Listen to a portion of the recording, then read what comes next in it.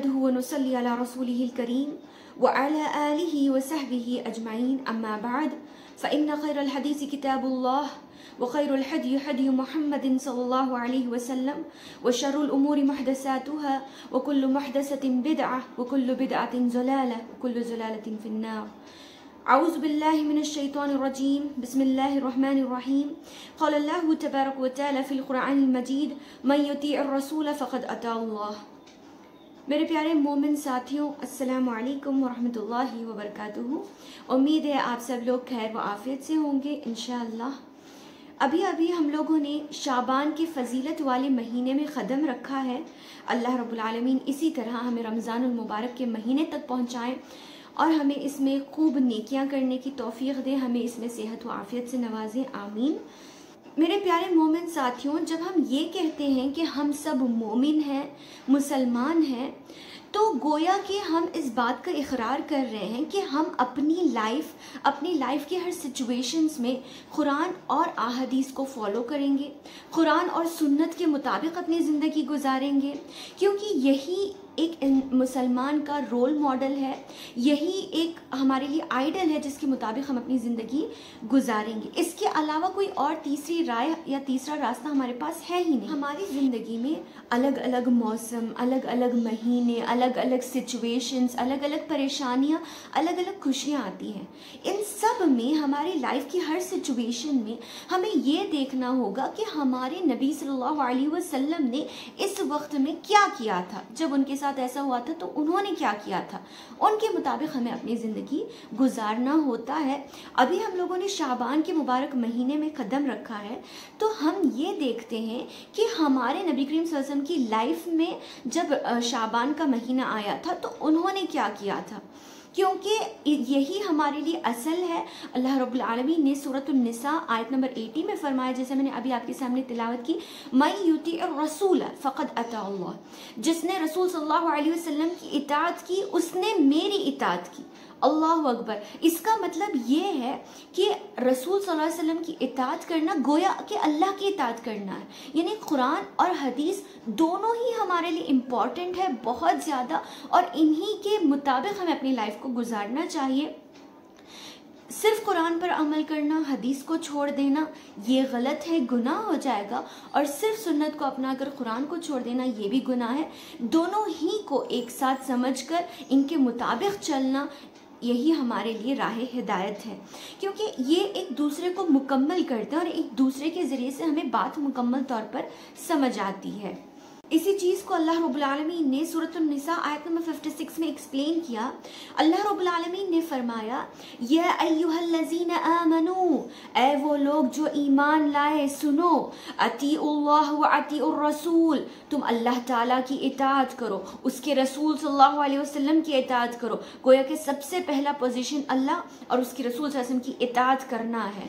वो उलिल अम्र मिनकुम, और उन लोगों की इताअत करो जो तुम में ज़्यादा इल्म वाले हैं, और सबसे बेहतरीन ज़माना सहाबा का ज़माना है। सबसे ज़्यादा उलुल अज़्म वही थे उनके मुताबिक, क्योंकि वही ऐसे शख्स थे जो कुरान और सही अहादीस के मुताबिक अपनी ज़िंदगी गुजारते थे। आगे अल्लाह रब्बुल आलमीन ने फरमाया, फ़इन तनाज़अतुम फ़ी शैइन, अगर तुम किसी बात में झगड़ा कर बैठो, आपस में किसी बात में इख्तलाफ कर बैठो, फरुद्दूहु इलल्लाहि व रसूली, तो तुम्हें चाहिए कि फ़ौरन तुम अल्लाह और उसके रसूल की तरफ लौटो सल्लल्लाहु अलैहि वसल्लम। अगर तुम्हें किसी बात में इख्तलाफ हो जाए, किसी बात में तुम कंफ्यूज्ड हो, तो फ़ौरन कहाँ जाओ, कुरान की तरफ जाओ कि इस सिचुएशन में, इस मामले में अल्लाह रब्बुल आलमीन क्या कहते हैं। अगर तुम्हें कुरान में क्लियरली नहीं मिलता तो उसकी एक्सप्लेनेशन अहादीस में देखो कि अल्लाह के रसूल सल्लल्लाहु अलैहि वसल्लम ने इसके बारे में क्या फरमाया, उन्होंने क्या किया, उन्होंने सहाबा को इस बारे में क्या हुक्म दिया, ये हमें देखना ज़रूरी है। इन कुंतुम तुमिनूना बिल्लाहि वल यौमिल आखिर, अल्लाह रब्बुल आलमीन ने कहा, अगर तुम वाकई में अल्लाह के सच्चे बंदे हो, अगर वाकई में तुम मोमिन हो, क़यामत के दिन पर ईमान रखते हो, तो तुम्हारे लिए ज़रूरी है कि तुम कुरान और अहादीस की तरफ लौटो। अगर तुम ऐसा नहीं करते तो तुम मोमिन नहीं हो। फिर अल्लाह रब्बुल आलमीन ने फरमाया, ज़ालिका खैरु व अहसनु तअवीला, यही तुम्हारे लिए सबसे ज़्यादा बेहतर है। اسی میں تمہارے لیے خیر ہے، اسی میں تمہارے لیے بھلائی ہے۔ تو میرے پیارے مومن ساتھیوں، ہماری لائف میں جو بھی سچویشنز، جو بھی موسم، جو بھی وقت آتا ہے، ہمیں اسے اللہ کے رسول صلی اللہ علیہ وسلم کے مطابق گزارنا بہت زیادہ ضروری ہے۔ اللہ تعالیٰ نے انہیں ہمارے لیے آئیڈیل بنایا تھا، تو انہی کے مطابق ہمیں اپنی لائف گزارنی ہوگی۔ اس کے علاوہ ہمارے پاس کوئی آپشن ہے ہی نہیں۔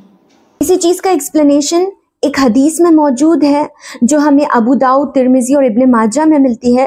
نبی کریم صلی اللہ علیہ وسلم نے فرمایا فَإِنَّهُ مَن يَعِشْ مِنكُم بَعْدِي فَسَيَرَىٰ اخْتِلَافًا كَثِيرًا، میرے بعد جو لوگ زندہ ہوں گے یا میرے بعد جو لوگ زندگی گزاریں گے، یعنی آپ صلی اللہ علیہ وسلم کے انتقال کے بعد جو لوگ زندہ رہیں گے، فَسَيَرَىٰ اخْتِلَافًا كَثِيرًا، وہ بہت زیادہ اختلافات دیکھیں گے، بہت زیادہ جھگڑے دیکھیں گے۔ فَعَلَيْكُمْ بِسُنَّتِي، ایسے وقت میں آپ صلی اللہ علیہ وسلم نے ہمیں کیا حل دیا کہ تم ایسا وقت، ایسا زمانہ پاؤ گے کہ لوگوں میں بہت زیادہ اختلافات ہوں گے۔ ایسے وقت میں تمہیں کیا کرنا ہوگا؟ فَعَلَيْكُمْ بِسُنَّتِي وَسُنَّتِ الْخُلَفَاءِ الرَّاشِدِينَ الْمَهْدِيِّينَ، تو ایسے وقت میں میری سنتوں کو اور میرے صحابہ کی سنتوں کو مضبوطی سے تھام لو۔ تَمَسَّكُوا بِهَا وَعَزُّوا عَلَيْهَا بِالنَّوَاجِذ، یعنی تم اسے مضبوطی سے تھام لو، اچھی طریقے سے اپنے داڑوں سے پکڑ لو۔ وَإِيَّاكُمْ مُحْدَثَاتِ الْأُمُورِ، اور تم دین میں نئی بات ایجاد کرنے سے بچو، نئی باتوں کو انوینٹ کرنے سے بچو۔ فَإِنَّ كُلَّ مُحْدَثَةٍ بِدْعَةٍ، کیونکہ دین میں نئی بات ایجاد کرنا بدعت کہلاتا ہے۔ اللہ تعالیٰ نے اللہ کے رسول صلی اللہ علیہ وسلم نے یہاں بدعت کی ڈیفینیشن دی کہ بدعت کسے کہا جاتا ہے۔ فَإِنَّ كُلَّ مُحْدَثَةٍ بِدْعَةٍ، کہ ہر نئی بات ایجاد کرنا دین میں بدعت کہلاتا ہے۔ وَكُلَّ بِدْعَةٍ ضَلَالَةٍ، اور ہر بدعت گمراہی کی طرف لے کر جاتی ہے۔ اللہ اکبر۔ تو میں آپ لوگوں کو معطا کی ایک اور حدیث سے اس بات کو کلیئر کرتی ہوں۔ نبی کریم صلی اللہ علیہ وسلم نے فرمایا انی تارکم فیکم ما ان تمسکتم به لن تذلوا بعدی کتاب اللہ وسنتی۔ انی تارکن، اللہ کے رسول صلی اللہ علیہ وسلم نے فرمایا بے شک میں تم لوگوں کے پاس دو چیزیں چھوڑ کر جا رہا ہوں، اگر تم اسے تھام لو، اس کے مطابق اپنی زندگی گزار لو، لن تضلوا بعدی، تم کبھی بھی گمراہ نہیں ہوگے، اس کے بعد تم لوگ غلط راستے کی طرف نہیں جاؤ گی۔ وہ کیا ہے؟ کتاب اللہ و سنتی، قرآن مجید اور میری سنتیں۔ اگر تم اسے تھام لو تو تم ہرگز گمراہ نہیں ہوگے۔ اگر ہم لوگوں نے قرآن اور صحیح احادیث کو چھوڑ کر کوئی اور راہ اختیار کی، کوئی اور طریقے پر اگر ہم لوگ چلے تو ہم لوگ گمراہ ہو جائیں گے۔ امین نے سورۃ المائدہ آیت نمبر 3 میں فرمایا الیوم اکملت لکم دینکم واتممت علیکم نعمتی ورضیت لکم الاسلام دینا۔ آج کے دن اللہ رب العالمین نے اس زمانے میں اللہ کے رسول صلی اللہ علیہ وسلم پر وحی نازل کرتے ہوئے کہہ دیا تھا کہ آج دین مکمل ہو چکا ہے۔ دین مکمل ہونے کا کیا مطلب ہے؟ کہ اب کمپلیٹ ہو گیا کہ آپ کو کیا کرنا ہے، کیا نہیں کرنا ہے۔ اللہ تعالیٰ کی وحی کا سلسلہ نبی کریم صلی اللہ علیہ وسلم کے ساتھ ختم ہو گیا۔ اب کوئی وحی نہیں آنے والی، اب کوئی نبی نہیں آنے والا، اب جو دین تھا وہ مکمل ہو گیا۔ اب ہم لوگوں پر قیامت آئے گی، اسی لیے ہمیں اب صرف وہی فالو کرنا ہے جو اللہ اور اس کے رسول صلی اللہ علیہ وسلم نے ہمیں سکھایا ہے، چاہے وہ جتنی ہی بڑی نیکی کیوں نہ ہو۔ یعنی قرآن اور احادیث سے ہٹ کر اگر کوئی نئی چیز ہم کر رہے ہیں، چاہے وہ کتنی ہی بڑی نیکی کیوں نہ ہو، لیکن وہ بدعت ہے، لیکن وہ گمراہی ہے، اور یہ گمراہی ہمیں جہنم کی طرف لے کر جاتی ہے۔ یہ چیز میں آپ لوگوں کو صحیح حدیث کی روشنی میں ایکسپلین کرنا چاہوں گی کہ ایک مرتبہ کا واقعہ ہے کہ حضرت عائشہ رضی اللہ عنہا کے پاس 3 صحابہ آئے اور انہوں نے آپ صلی اللہ علیہ وسلم کی عبادتوں کے متعلق سوال کیا کہ نبی کریم صلی اللہ علیہ وسلم کی عبادتیں کیسی ہوا کرتی تھی۔ تو حضرت عائشہ رضی اللہ عنہ نے انہیں بتایا کہ آپ صلی اللہ علیہ وسلم اس طریقے سے عبادت کرتے تھے، تہجد پڑھتے تھے، نمازوں کی پابندی کرتے تھے، قرآن پڑھتے تھے، وغیرہ وغیرہ۔ وہ تینوں صحابہ جب انہوں نے یہ بات سنی تو انہوں نے یہ کہا کہ جب ہمارے نبی کے سارے گناہ معاف ہو چکے ہیں، وہ نیک ہیں، اللہ تعالیٰ نے انہیں دنیا میں جنت کی بشارت دے دی ہے، اور پھر بھی وہ اتنی زیادہ نیکیاں کرتے ہیں، تو ہمیں تو بردرجہ اولا ان سے زیادہ عبادت کرنی چاہیے۔ یہ کہہ کر ان میں سے ایک نے کہا کہ میں آج کے بعد کبھی نہیں سوؤں گا، ہمیشہ ہر رات جاگوں گا اور تہجد پڑھوں گا۔ اور اس میں سے دوسرے نے کہا کہ آج کے بعد میں کبھی کھاؤں گا پیوں گا نہیں، ہمیشہ روزے سے رہوں گا، سال بھر روزہ رکھوں گا۔ اور اس میں سے تیسرے نے کہا کہ میں کبھی شادیاں ہی نہیں کروں گا، میں ہمیشہ عبادت میں اپنے آپ کو مصروف رکھوں گا، زندگی عبادت میں گزاروں گا۔ یہ کہہ کر وہ لوگ وہاں سے چلے گئے۔ جب اللہ کے رسول صلی اللہ علیہ وسلم عائشہ رضی اللہ عنہا کے پاس تشریف لائے تو حضرت عائشہ رضی اللہ عنہا نے انہیں سارا ماجرا بیان کیا کہ ایسا ایسا ہوا۔ اللہ کے رسول صلی اللہ علیہ وسلم کو غصہ آ گیا اور آپ صلی اللہ علیہ وسلم فوراً ان کے پاس گئے اور ان سے کہا کہ کیا تم ہی وہ لوگ ہیں جنہوں نے ایسا ایسا کہا ہے؟ جب انہوں نے تصدیق کی تو آپ صلی اللہ علیہ وسلم نے انہیں منع کیا، انہیں ڈانٹا کہ میں تم لوگوں میں سب سے زیادہ تقوی رکھنے والا ہوں، میں تم لوگوں میں سب سے زیادہ عبادت گزار ہوں، میں تم لوگوں میں اللہ تعالیٰ کا سب سے محبوب ہوں، لیکن میں روزہ بھی رکھتا ہوں، روزہ چھوڑتا بھی ہوں، میں شادیاں بھی کرتا ہوں، عبادت بھی کرتا ہوں، میں اللہ رب العالمین کے لیے رات کو سوتا بھی ہوں اور تہجد میں عبادت بھی کرتا ہوں۔ تو تم لوگ کیا زیادہ عبادت کر کے یہ ثابت کرنا چاہتے ہو کہ تم مجھ سے افضل ہو؟ ایسا ہو ہی نہیں سکتا کہ ہم آپ صلی اللہ علیہ وسلم کی پیروں کی دھول بھی ہوں۔ تو میرے پیارے معزز مومن ساتھیوں، چاہے ہم نیکی سمجھ کر ایکسٹرا کریں لیکن ہم ایسا نہیں کر سکتے، ہمیں صرف اتنا ہی کرنا ہے جتنا اللہ اور اس کے رسول صلی اللہ علیہ وسلم نے ہمیں کرنے کا حکم دیا، وہی ہمیں زیادہ سے زیادہ کرنا ہے۔ جو نوافل آپ صلی اللہ علیہ وسلم نے ہمیں سکھائے، جو سنتیں سکھائی، ان کو ہم زیادہ سے زیادہ کر کے نیکیاں حاصل کر سکتے ہیں، لیکن ہمارے لیے ہمارے اسلام میں باؤنڈریز ہیں، ان باؤنڈریز کو ہم لوگ کراس نہیں کر سکتے۔ اب دیکھنا یہ ہے کہ شعبان کی 15ویں رات کو جو ہم لوگ رات گزارتے ہیں، رات میں جاگ کر عبادتیں کرتے ہیں، دن کا روزہ رکھتے ہیں اور اسی طریقے سے چراغ سلگاتے ہیں اور مختلف قسم کی عبادتیں کرتے ہیں، کیا اس چیز کو اللہ کے رسول صلی اللہ علیہ وسلم نے کیا، یا پھر کیا آپ صلی اللہ علیہ وسلم نے صحابہ کو اس کا حکم دیا، یا صحابہ نے اس کو کیا؟ کیونکہ اللہ کے رسول صلی اللہ علیہ وسلم نے فرمایا خیر القرون قرنی ثم الذین یلونہم ثم الذین یلونہم، سب سے بہترین زمانہ میرے صحابہ کا زمانہ ہے، اس کے بعد ان کے شاگرد یعنی تابعین، اور اس کے بعد ان کے شاگرد یعنی تبع تابعین۔ یہ تینوں زمانے سب سے بہترین زمانے ہیں۔ ان لوگوں نے کیوں یہ بہترین زمانے؟ کیونکہ ان لوگوں نے اپنی پوری لائف کو مکمل قرآن اور حدیث کے مطابق گزاری، ہماری طرح نہیں۔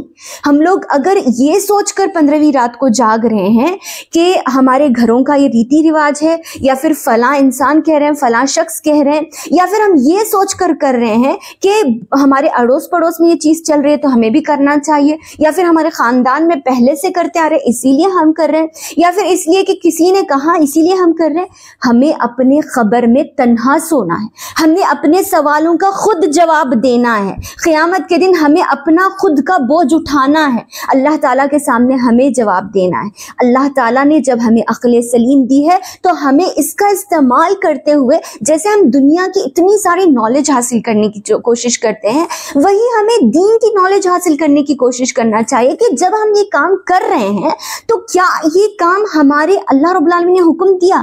کیا صحابہ یہ کرتے تھے؟ کیا رسول صلی اللہ علیہ وسلم نے اس کا حکم دیا ہے؟ کیا آپ صلی اللہ علیہ وسلم نے خود کیا ہے؟ یہ ہمیں جاننا ہوگا، یہ جان کر ہم اس چیز کو کریں، کیونکہ ہمیں کل قیامت کے دن ہمارے رشتہ دار، ہمارے پڑوسی یا جو آپ کو حکم دے رہے وہ آپ کے ساتھ نہیں آئیں گے۔ میرے پیاری مومن ساتھیوں، اس بات کو سمجھیں کہ اللہ رب العالمین ایک ایک کو الگ الگ سوال کرے گا۔ اپنی خبر میں ہمیں اکیلے تنہا سونا ہے، ہمارے سوالوں کا ہمیں خود جواب دینا ہے، ہمارے ساتھ کوئی تیسرا نہیں آئے گا۔ ہمیں چاہیے کہ جو احادیث ہم سنتے ہیں، جو باتیں ہم سنتے ہیں، اس کی تحقیق کریں کہ کیا واقعی یہ چیز صحیح ہے، کیا واقعی میں اللہ کے رسول صلی اللہ علیہ وسلم سے ثابت ہے۔ جو لوگ یہ کہتے ہیں کہ شعبان کی 15ویں رات کو اللہ تعالیٰ آسمانی دنیا پر نازل ہوتے ہیں اور اللہ تعالیٰ بنو کلاب کے بال کے برابر مغفرت کرتے ہیں، یہ حدیث آپ صلی اللہ علیہ وسلم سے ثابت نہیں ہے۔ نعوذ باللہ، آپ صلی اللہ علیہ وسلم پر الزام ہے کہ آپ کی زبان مبارک سے یہ بات نکلی ہی نہیں ہے۔ آپ لوگ یہ کہیں گے کہ حدیث تو حدیث ہوتی ہے، لیکن یاد رکھیں کہ آپ صلی اللہ علیہ وسلم کا انتقال ہوئے 1400 سال سے زیادہ گزر گئے ہیں، صدیاں گزر گئی ہیں۔ اور اس درمیان میں ایسے ایسے احمق لوگ بھی پیدا ہوئے ہیں جنہوں نے یہ دعویٰ کیا، یہ جھوٹا دعویٰ کیا کہ میں نبی ہوں۔ کئی ایسے لوگ پیدا ہوئے ہیں جنہوں نے یہ دعویٰ کیا کہ مجھ پر وحی نازل ہوتی ہے۔ ایسے ایسے لوگ گزرے ہیں جنہوں نے لوگوں کو گمراہ کرنے کی پوری کوشش کی ہے۔ ایسے میں اللہ رب العالمین نے امام بخاری، امام مسلم رحمہ اللہ علیہ جیسے ایسے محدثین پیدا کیے جنہوں نے آپ صلی اللہ علیہ وسلم کی مبارک الفاظ کی مکمل حفاظت کی، اور اتنے زمانے کے بعد آج تک ہم تک اس چیز کو پہنچایا، اس کی مکمل حفاظت کے ساتھ ہم تک اسے صحیح اور اصل جو ہمارے پاس نیکٹر ہوتا ہے، جو اصل پیور ہوتا ہے، وہ ہم تک لا کر پہنچایا ہے۔ تو جو لوگ یہ کہتے ہیں کہ نبی کریم صلی اللہ علیہ وسلم نے فرمایا کہ اللہ رب العالمین شعبان کی 15ویں رات کو مغفرت کرتا ہے، تو یہ ایک موضوع حدیث ہے، یعنی من گھڑت حدیث ہے۔ آپ صلی اللہ علیہ وسلم کی زبان مبارک سے ایسے الفاظ نکلے ہی نہیں تھے۔ دیکھیے، جیسے کہ ایک ایگزامپل میں آپ لوگوں کو دیتی ہوں کہ نبی کریم صلی اللہ علیہ وسلم کو کدو بہت پسند تھا۔ آپ صلی اللہ علیہ وسلم نے ایک صحابی کے گھر میں کدو چن چن کے کھائے تھے، تو لوگوں نے اس بات کو فیمس کر دیا تھا۔ جیسے جیسے زمانہ گزرا، ایک وقت آیا جب پتہ نہیں کسی نے کدو کھانے سے انکار کیا، تو اس شخص نے ایک حدیث گھڑی کہ آپ صلی اللہ علیہ وسلم کدو کھاتے تھے، تم کیسے انکار کر رہے ہو؟ اکل الکدو دخل الجنہ، جو کدو کھائے گا وہ جنت میں جائے گا۔ نعوذ باللہ، آپ صلی اللہ علیہ وسلم نے تو ایسا کہا ہی نہیں تھا، آپ کی زبان مبارک سے الفاظ نکلے ہی نہیں تھے۔ آپ نے تو بس کھایا تھا، آپ کو پسند تھا، آپ نے کھایا تھا۔ ہر انسان کی الگ الگ پسند، الگ فطرت ہوتی ہے، لیکن اس انسان نے حدیث ہی گھڑ دی کہ جو کدو کھائے گا وہ جنت میں جائے گا۔ کہ جنت کو جانا اتنا آسان ہے کہ کدو کھایا جنت میں چلے گئے؟ اس قسم کے احمق لوگ پیدا ہوئے ہیں جنہوں نے احادیث کو گھڑا ہے۔ اس بات کو مجھے اور آپ کو سمجھنا ضروری ہے۔ دیکھیے، اب یہ جو حدیث ہے یہ موضوع ہے، من گھڑت ہے۔ صحیح حدیث کیا ہے، اصل بات کیا ہے؟ وہ یہ کہ بخاری اور مسلم دونوں حدیثوں میں یہ حدیث موجود ہے۔ نبی کریم صلی اللہ علیہ وسلم نے فرمایا، ينزل ربنا تبارک وتعالى كل ليلة إلى السماء الدنيا حين يبقى ثلث الليل الآخر فيقول من يدعوني فأستجب له ومن يسألني فآتيه من يستغفرني فأغفر له۔ نبی کریم صلی اللہ علیہ وسلم فرماتے ہیں کہ آپ اللہ رب العالمین ہر رات، کیا کہا آپ صلی اللہ علیہ وسلم نے؟ ہر رات اللہ رب العالمین تھرڈ حصہ باقی ہوتا ہے، تہجد کا وقت باقی ہوتا ہے، اس وقت اللہ رب العالمین آسمانی دنیا پر نازل ہوتے ہیں اور فرماتے ہیں، کون ہے میرا بندہ جو مجھ سے سوال کرے اور میں اسے عطا کروں؟ کون ہے میرا بندہ جو مجھ سے معافی مانگے اور اسے معاف کر دوں؟ کون ہے میرا بندہ جو مجھ سے سوال کرے اور میں اس کا جواب دوں؟ اللہ رب العالمین ہر رات اللہ رب العالمین رات کے تہائی حصے میں نازل ہوتے ہیں۔ اصل حدیث تو یہ ہے۔ اسے شعبان کی 15ویں رات کے ساتھ خاص کرنے کا کہیں بھی ذکر نہیں ہے، اور خود ہمارے پیارے نبی صلی اللہ علیہ وسلم نے صحیح حدیث کے مطابق کسی بھی دن یا کسی بھی رات کو عبادت کے لیے خاص کرنے سے منع فرمایا ہے۔ نبی کریم صلی اللہ علیہ وسلم نے فرمایا، لا تختصوا لیلۃ الجمعۃ بقیام من بین اللیال، یعنی تم جمعہ کی رات کو صرف عبادت کے لیے خاص نہ کیا کرو، وَلَا تَخُصُّ يَوْمُ الْجُمْعَةِ بِصِيَامٍ، اور نہ ہی روزے کے لیے جمعہ کے دن کے روزے کو خاص کیا کرو، مِن بَيْنِ الْأَيَّامِ إِلَّا أَن يَكُونَ فِي صَوْمٍ يَصُومُهُ أَحَدُكُمْ۔ دیکھیے، جمعہ کا دن میں اور آپ بہت اچھی طریقے سے جانتے ہیں، یہ مومنوں کے لیے عید کا دن ہے۔ ہم لوگوں کے لیے جمعہ کا دن پورے ویک میں اسپیشل ڈے ہے، جس میں ہم اچھے کپڑے پہنتے ہیں، پانی نہاتے ہیں، اچھا کھاتے ہیں، اچھا پیتے ہیں، ہم سب یہ بات جانتے ہیں۔ لیکن آپ صلی اللہ علیہ وسلم نے جمعہ کے دن کو عبادت کے لیے خاص کرنے سے منع فرمایا، اس کی رات کو خاص جاگ کر عبادت کرنے سے منع فرمایا، اس کے دن میں خاص کر روزہ رکھنے سے منع فرمایا۔ جب جمعہ کے دن پر آپ صلی اللہ علیہ وسلم نے خاص کرنے سے منع کیا، تو کسی اور دن کو عبادت کے لیے، کسی اور رات کو عبادت کے لیے نبی کریم صلی اللہ علیہ وسلم خاص کیسے کر سکتے ہیں؟ نبی کریم صلی اللہ علیہ وسلم نے کسی بھی دن کو خاص کرنے سے منع فرمایا، کیونکہ انسان کو اللہ تعالیٰ نے جو زندگی دی ہے اس کی وجہ عبادت ہے۔ وَمَا خَلَقْتُ الْجِنَّ وَالْإِنسَ إِلَّا لِيَعْبُدُونَ، میں نے جنات اور انسان کو صرف اس لیے پیدا کیا کہ وہ عبادت کریں اللہ تعالیٰ کی. یہی ہماری زندگی کا ایم، یہی ہماری زندگی کا اصل مقصد ہے. تو صرف ایک رات کو سال بھر میں 1-2 راتیں یا 3 راتوں کو جاگ لینا، عبادت کر لینا، اس میں ہماری کامیابی کا ذریعہ نہیں ہے. اگر ہمیں اپنے آپ کو جنت کا مستحق بنانا ہے تو ہمیں اپنی پوری زندگی عبادت کرنی ہوگی. ہاں، میں اس بات کو مانتی ہوں کہ شعبان کی فضیلت کے بارے میں صحیح احادیث بھی آئی ہیں، وہ صحیح احادیث بھی میں آپ کے سامنے بیان کرتی ہوں. تو چلیے جانتے ہیں کہ آخر کار ہمارے پیارے نبی صلی اللہ علیہ وسلم نے جب ان کی لائف میں شعبان آیا تھا تو انہوں نے کیا کیا تھا. حضرت عائشہ رضی اللہ عنہا بیان کرتی ہیں کہ میں نے نبی کریم صلی اللہ علیہ وسلم کو شعبان سے زیادہ کسی بھی مہینے میں روزہ رکھتے ہوئے نہیں دیکھا. یعنی آپ صلی اللہ علیہ وسلم شعبان کے مہینے میں اتنا روزہ رکھا کرتے تھے، اتنے روزے رکھا کرتے تھے کہ کسی اور مہینے میں اتنے زیادہ روزے نہیں رکھتے تھے. ابو داؤد کی جو حضرت البانی رحمہ اللہ نے جسے صحیح قرار دیا، فرمایا کان احب الشہور الی رسول اللہ صلی اللہ علیہ وسلم، نبی کریم صلی اللہ علیہ وسلم کے پاس سب سے زیادہ محبوب مہینہ جس میں روزہ رکھا جائے، یعنی روزے کے لیے سب سے مناسب اور سب سے اچھا مہینہ شعبان ہے. ثم یصلہ بالرمضان، پھر آپ صلی اللہ علیہ وسلم شعبان میں روزہ رکھتے اور اسے رمضان کے ساتھ ملا لیا کرتے تھے.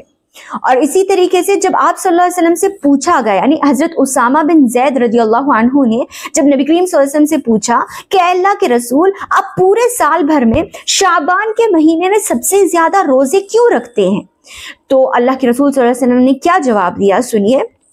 آپ صلی اللہ علیہ وسلم نے فرمایا ذاک شہر تغفل الناس فیہ، یہ ایک ایسا مہینہ ہے شعبان کا مہینہ جس میں لوگ غفلت کرتے ہیں.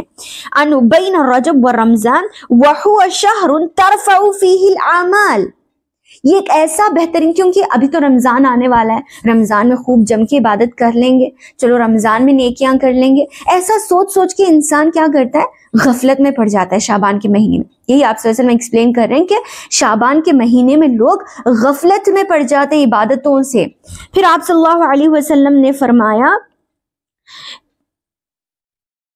ترفع فیہ الاعمال وہو شہر، یہ ایک ایسا مہینہ ہے ترفع فیہ الاعمال جس میں اللہ تعالیٰ کے پاس اعمال اٹھائے جاتے ہیں الی رب العالمین. واحب، مجھے یہ بات سب سے زیادہ پسند ہے، ان یرفع عملی وانا صائم، کہ میرے اعمال اس حال میں اٹھائے جائیں کہ میں روزے سے رہوں. یعنی میرے اعمال جب اللہ تعالیٰ کے پاس جائیں تو اس وقت میں روزے سے رہوں، یہ چیز مجھے زیادہ پسند ہے. تو ہمیں اس بات سے یہ معلوم ہوا اس حدیث سے کہ جو شعبان کا مہینہ ہے اس میں اللہ تعالیٰ اعمال جو ہیں ہمارے وہ اللہ تعالیٰ کے پاس اٹھائے جاتے ہیں. اور صحیح روایت جو اس کے متعلق یعنی شعبان کی فضیلت کے متعلق ہمیں ملتی ہے وہ ہے سلسلۃ الصحیحہ، طبرانی، ابن ماجہ، بیہقی ابن ماجہ وغیرہ میں ذکر کیا گیا ہے. نبی کریم صلی اللہ علیہ وسلم نے فرمایا یطلع اللہ تبارک وتعالی الی خلقہ لیلۃ النصف من الشعبان فیغفر لجمیع خلقہ الا لمشرک او مشاہن. نبی کریم صلی اللہ علیہ وسلم نے فرمایا کہ آپ صلی اللہ علیہ وسلم شعبان کے آدھے مہینے کے بعد اللہ رب العالمین اپنے بندوں کی طرف نازل ہوتے ہیں اور ساری مخلوق کو معاف کرتے ہیں سوائے مشرک کے، یعنی ایسا انسان جو اللہ کے ساتھ ساتھ دوسروں کی عبادت کرتا ہے، اللہ کے ساتھ ساتھ دوسروں سے دعائیں مانگتا ہے، اللہ کے ساتھ ساتھ دوسروں کے سامنے سجدہ کرتا ہے، اللہ کے ساتھ ساتھ جو دوسروں کو اللہ کے برابر سمجھتا ہے، ایسے انسان کو اللہ ہرگز معاف نہیں کرتا. اور دوسرا ایسا انسان جس کے دل میں کینہ ہے، یعنی ایک مسلمان دوسرے مسلمان کے لیے اگر دل میں کینہ رکھ رہا ہے کہ وہ اچھا نہیں ہے، برا ہے، مجھ سے بات نہیں کروں گا، بہت دنوں سے ان کا تعلق ٹوٹا ہوا ہے، ایسے انسان کو بھی اللہ رب العالمین معاف نہیں کریں گے. تو یہ 2 حدیثیں جو میں نے ابھی آپ کے سامنے بیان کی، ان میں ہمیں یہ ثبوت ملتا ہے کہ واقعی میں شعبان کی بہت فضیلت ہے. اللہ رب العالمین نے، اللہ کے رسول صلی اللہ علیہ وسلم نے اس کی فضیلت ہمیں بیان کی. لیکن کہیں بھی یہ چیز ثابت نہیں ہے کہ آپ صلی اللہ علیہ وسلم نے اس کی رات میں عبادت کیا ہو یا اس کے دن میں خاص کر اسپیشلی پورا شعبان چھوڑ کر صرف اس کے دن میں عبادت کیا ہو، یا پھر آپ صلی اللہ علیہ وسلم نے اپنے صحابہ کو حکم دیا ہو یا صحابہ نے اسے کیا ہو، یا آپ صلی اللہ علیہ وسلم نے اس میں چراغ سلگایا ہو، یا آپ صلی اللہ علیہ وسلم نے اس میں پٹاخے پھوڑے ہو یا روشنیاں جلائی ہوں، ایسی کوئی بھی بات اس میں ثابت نہیں ہے، تو پھر ہم یہ کام نہیں کر سکتے۔ اگر آپ کو کرنا ہی ہے شعبان میں تو زیادہ سے زیادہ روزے رکھیں، جیسے ہمارے پیارے نبی صلی اللہ علیہ وسلم نے رکھے، زیادہ سے زیادہ روزے رکھنے کی کوشش کریں۔ لیکن ہاں، یہاں پر ایک مسئلہ میں آپ کو بیان کرتی ہوں کہ شعبان کے آدھے حصے کے بعد، یعنی سمجھیں کہ اگر رمضان کے لیے 1 ویک باقی ہے یا 2 ویک باقی ہے تو تب سے روزہ چھوڑ دیں۔ کیونکہ ایسا نہ ہو کہ روزے رکھ کے آپ کے جسم میں کمزوری آ جائے، آپ کو تھکاوٹ یا تناؤ محسوس ہو، جس کی وجہ سے آپ رمضان میں روزے رکھنے سے کمی محسوس کریں، آپ روزے رکھنے سے غفلت میں پڑ جائیں، ایسا نہ ہو۔ اسی لیے بیچ میں شعبان کے مہینے میں زیادہ سے زیادہ روزے رکھیں، لیکن اینڈ میں روزے رکھنا سٹاپ کر دیں تاکہ آپ رمضان کے لیے مکمل فریش طریقے سے پورے جذبے کے ساتھ روزے رکھ سکیں، اچھی طریقے سے عبادت کر سکیں۔ تو پیارے مومن ساتھیوں، آج کے اس ویڈیو کا ایک ہی درس تھا، وہ یہ آپ لوگوں کو یہ میسج پہنچانا کہ اللہ رب العالمین اور اللہ کے رسول صلی اللہ علیہ وسلم کے مطابق اپنی لائف کو گزارنا سب سے زیادہ امپورٹنٹ ہے۔ اگر ہم نے اس کے علاوہ کسی بھی اور چیز کو امپورٹنس دیا جو قرآن اور حدیث میں نہیں ہے تو یہ ہمارے لیے جہنم کا باعث بن سکتی ہے۔ امید ہے آپ لوگوں کو سمجھ میں آ گیا ہوگا۔ اگر آپ کو کوئی سوال ہے تو کمنٹس میں ضرور کرنا۔ ایک کویشچن کے ساتھ میں اپنی بات کو ختم کروں گی کہ فیصلوں والی رات کون سی ہے؟ قرآن اور صحیح احادیث میں صرف اور صرف پورے سال میں ایک ہی رات کو فیصلوں والی رات کہا گیا ہے۔ وہ رات کون سی ہے؟ آپ لوگ مجھے کمنٹس میں ضرور بتائیں گے اور کمنٹس ہی میں آپ لوگوں کو جواب دوں گی انشاءاللہ۔ تو ملتے ہیں اگلی ویڈیو میں۔ آخر میں اللہ رب العزت سے دعا کرتی ہوں کہ اللہ تعالی ہمیں اپنی لائف کو ہر سچویشن میں، اپنی پوری لائف میں ہمیں قرآن اور سنت کے مطابق اپنی لائف گزارنے کی توفیق دے۔ آمین ثم آمین، وآخر دعوانا الحمدللہ رب العالمین، وما علینا الا البلاغ المبین۔